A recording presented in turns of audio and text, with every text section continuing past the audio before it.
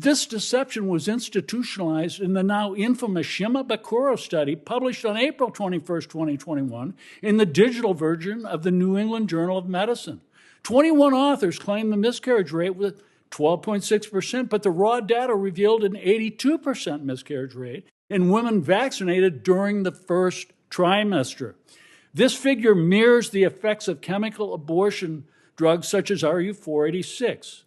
Also, in the same journal edition, on the same day, an op-ed appeared by CDC Director Rochelle Walensky and journal editor-in-chief Eric Rubin. These publications were riddled with conflicts of interest and deliberate misrepresentations intended to coerce pregnant women into taking vaccines. Subsequent studies have also claimed that COVID-19 vaccines are safe and effective during pregnancy and have been rebuked by respected researchers.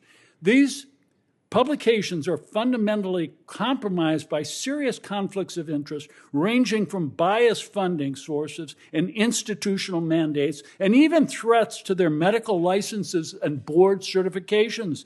Between 2020 and 2022, pharmaceutical companies paid $1.06 billion to reviewers at leading medical journals, the New England Journal of Medicine, JAMA, Lancet, and BMJ, thus corrupting the peer review process. At least 6 existing studies, 3 from CDC, FDA, and 2 from Pfizer, revealed major breaches in safety signals for COVID-19 vaccines and pregnancy. These findings were ignored. Conversely, countless independent researchers with no conflicts of interest published findings that contradicted the false narratives and the pharmaceutical industry narratives, only to be rewarded by persecution, censorship, and threats to their medical licenses and board certifications. This is not hypothetical. It happened to me. On February 8, 2025, our team of researchers published a peer-reviewed study in Science, Public Health Policy, and the Law. We identified 37 adverse pregnancy outcomes significantly associated with COVID-19 vaccine, including miscarriage, stillbirth, birth defects, cervical insufficiency, premature rupture of membranes, preterm birth, and death of the newborn. Lin and colleagues in a major journal publication documented that the COVID-19 vaccine traverses the placenta, enters the fetal blood, and bioactively produces spike protein in the placenta and the lining of the uterus. Recently, animal studies revealed the mRNA COVID vaccine causes the destruction of 60% of the ovarian reserve in rats.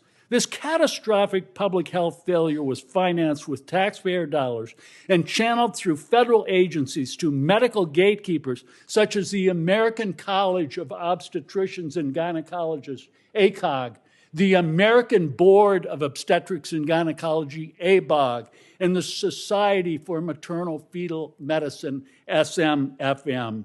These organizations have abandoned their ethics and responsibilities to physicians and patients and must be held accountable. I urge the government to immediately halt all funding to these entities and to end every promotional campaign that coerces or recommends experimental mRNA therapies to pregnant women. This must stop now. Thank you.